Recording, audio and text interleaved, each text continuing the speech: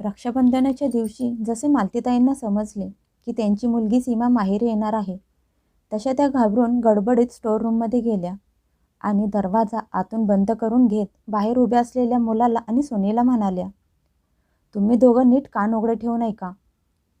सीमा घरी आल्यावर तिला अजिबात सांगू नका की मी घरात स्टोअर रूममध्ये आहे. तिला सांगा मी बाहेर मैत्रिणीच्या घरी गेले आहे आणि हो, जेव्हा ती तिच्या घरी परत जाईल तेव्हा मला आवाज द्या. असं म्हणत त्यांनी आतून दार बंद करून घेतलं. त्यांचा मुलगा नितीन आणि सून आरती एकमेकांच्या तोंडाकडे बघायला लागले. त्यांचा त्यांच्या डोळ्यावर आणि कानावर विश्वासच बसत नव्हता की जी आई प्रत्येक रक्षाबंधनाच्या दिवशी मुलीच्या आतुरतेने वाट बघत असायची, आज तीच आई स्वतःच्या मुलीपासून लपून बसली होती.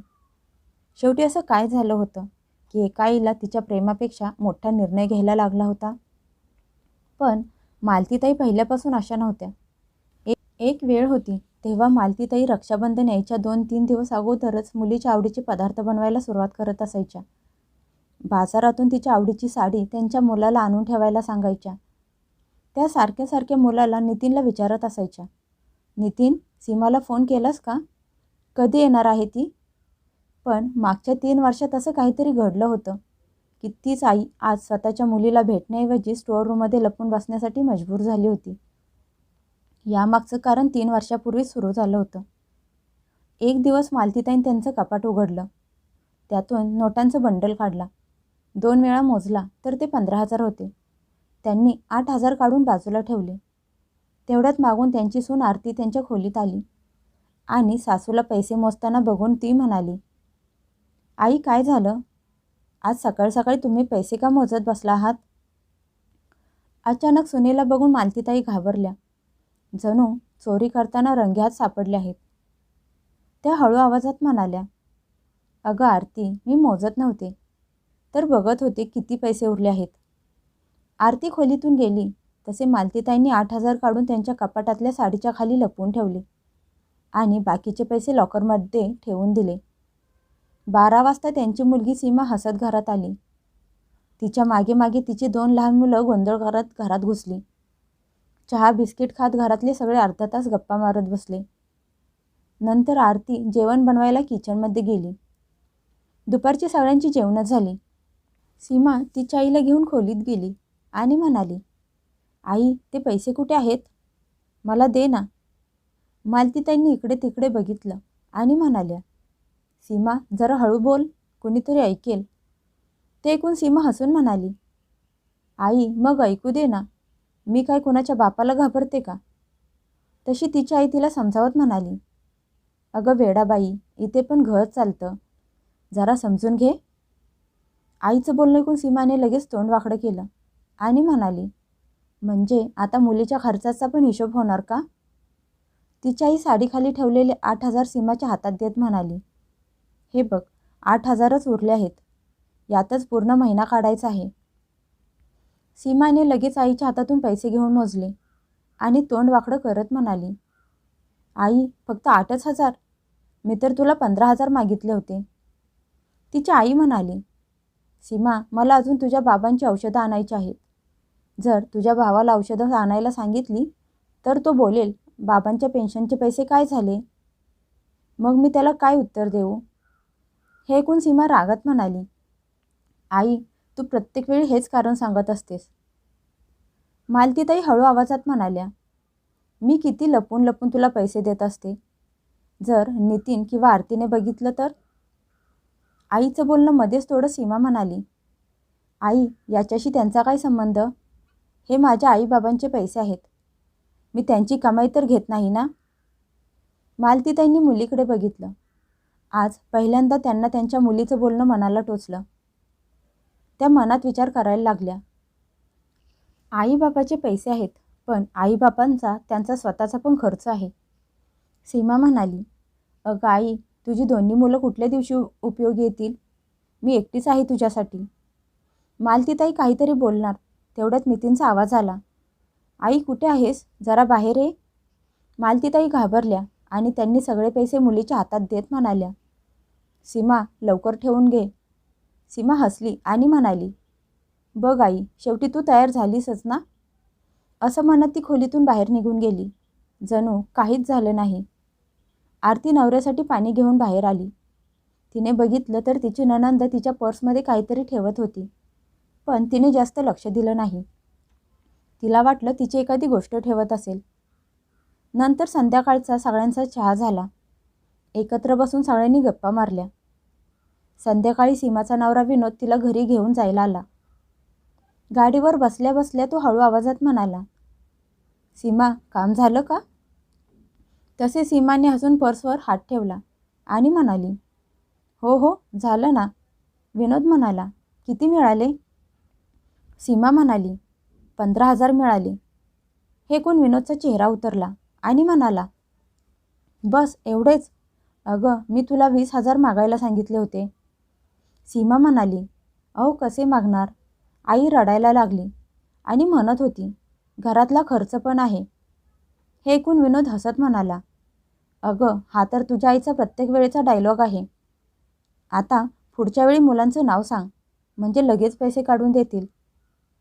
नवऱ्याचं बोलणं ऐकून सीमा हसायला लागली आणि म्हणाली, अहो, तुम्ही बरोबर बोलत आहात. आई मुलांसाठी कधीच नकार देत नाही. विनोद आणि सीमा दोघेही बोलण्यात व्यस्त होते. त्यांना समजलंच नाही की मालतीताई दाराच्या मागे उभे राहून सगळं ऐकत आहेत. मुलीचं आणि जावयाचं बोलणं ऐकून त्यांच्या पायाखालची जमीनच सरकली. त्यांना जाणीव झाली की त्यांची मुलगी मजबुरीत नाही, तर प्लॅन बनवून त्यांच्याकडे पैसे मागत असते. मुलीचं खरं रूप बघून मालतीताई खूप दुःखी झाल्या. रात्री त्या नीट जेवल्या पण नाहीत.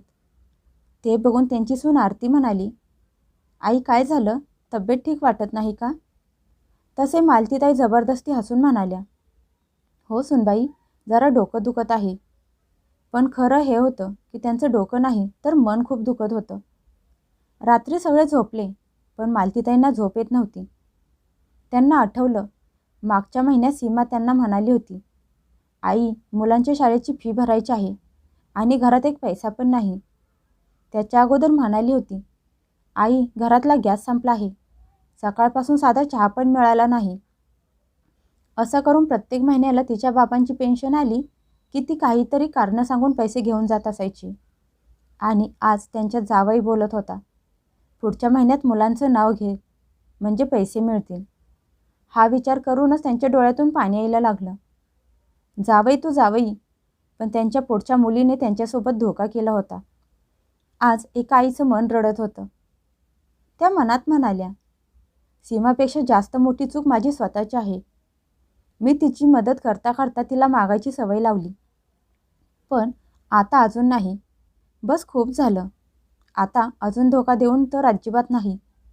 त्या रात्री त्यांनी एक निर्णय घेतला की यापुढे त्या त्यांच्या मुलीला अजिबात पैसे देणार नाहीत. जेवढं तिला बिघडवायचं होतं तेवढं बिघडवून झालं. इकडे सीमाला या गोष्टीची जरा पण कल्पना नव्हती. 15 दिवसांनी सीमा परत न सांगता माहेरी आली. दारातून आत येत मोठ्या आवाजात म्हणाली, आई बघ तुझी नातवंड आली आहेत. मुलांनी पळत येऊन त्यांना मिठी मारली.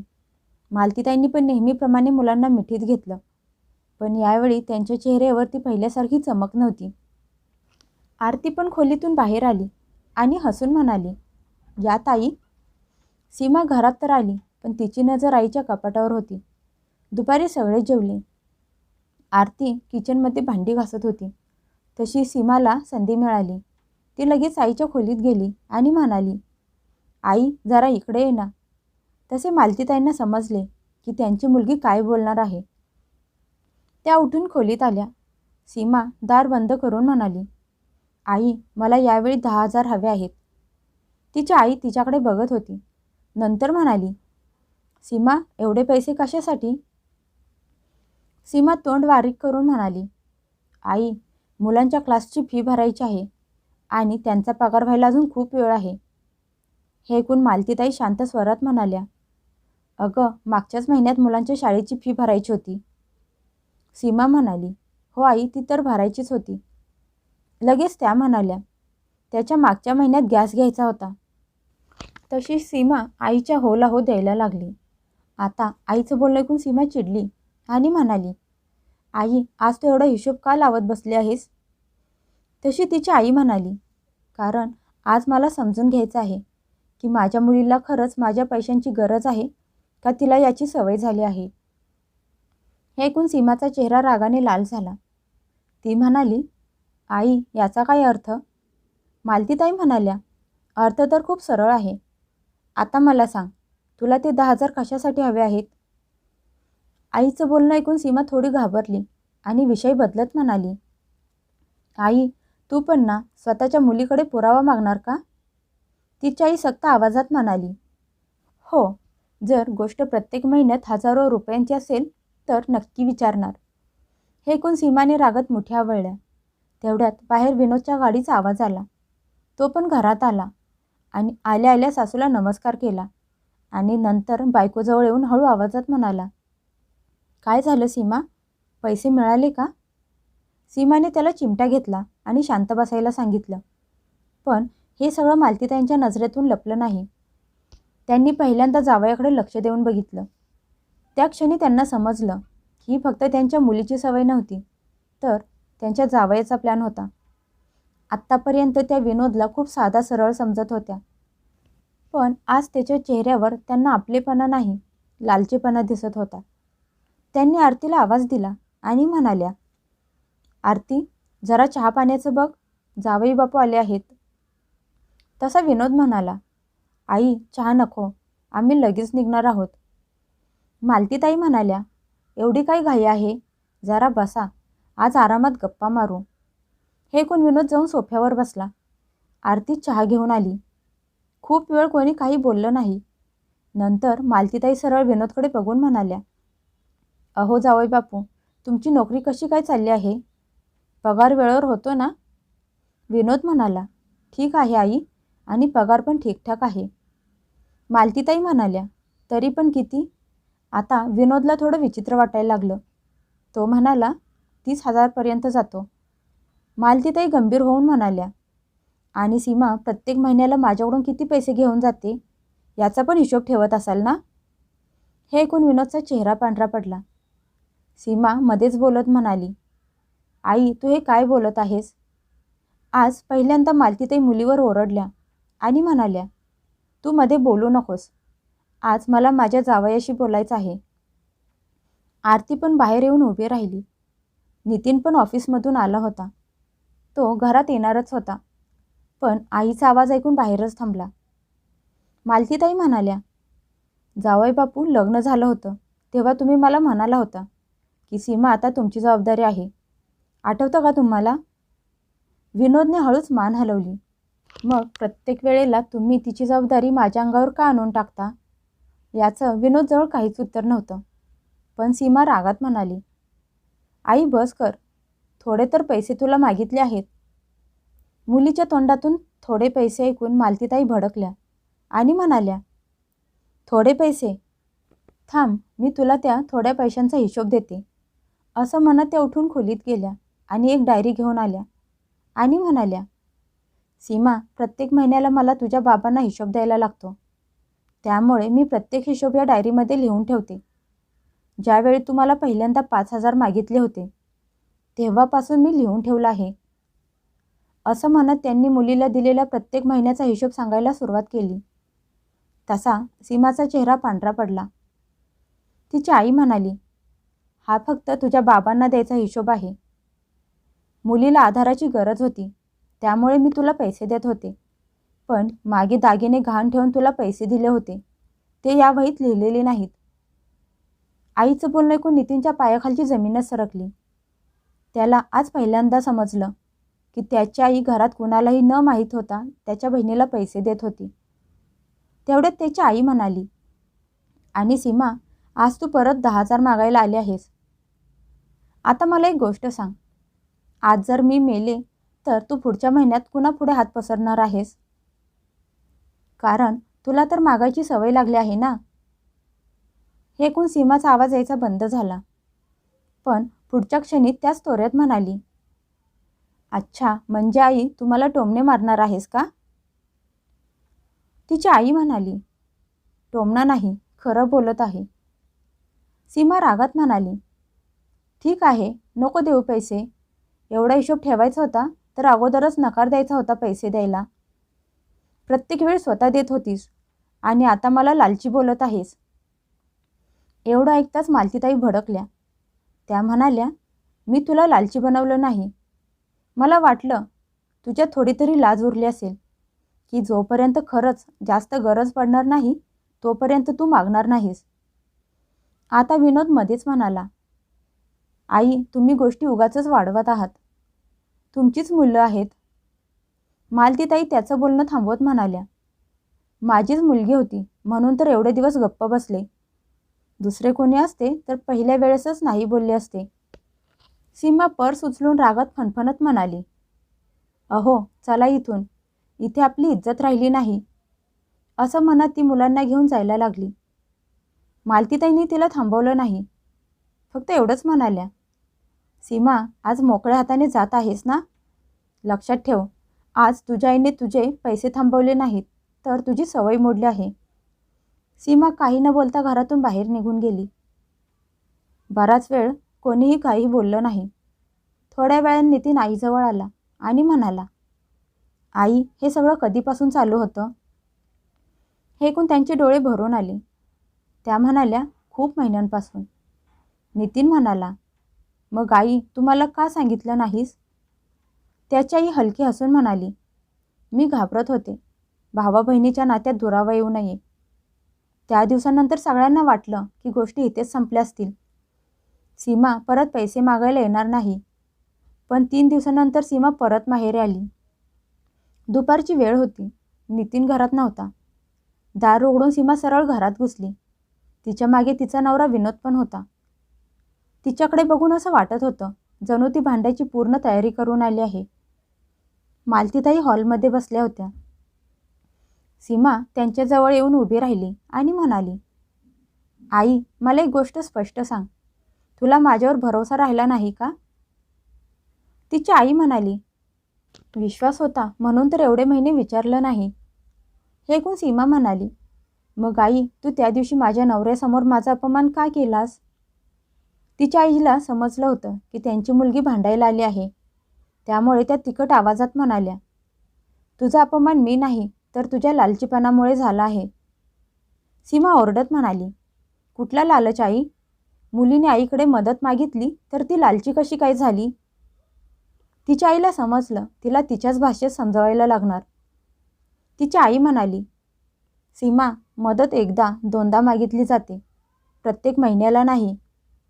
आणि मदत तेवढीच मागितली जाते जेवढी गरज असते. सासरचे घर चालवण्याचा ठेका माहेरच्या लोकांना दिला जात नाही. तेवढ्यात विनोद म्हणाला, आई तुम्ही गोष्टी चुकीच्या दिशेने घेऊन निघाला आहात. आजकाल खर्च खूप वाढला आहे. मालतीताई उत्तर देत म्हणाल्या, खर्च फक्त तुमच्याच घरात आहेत का? इथे नाहीत का? होय बापू, तुमच्या मुलांचा खर्च माझी जबाबदारी आहे का? तुमच्या गाडीचे हप्ते मी का भरू? तुमच्या फिरण्याचा खर्च मी का उचलू?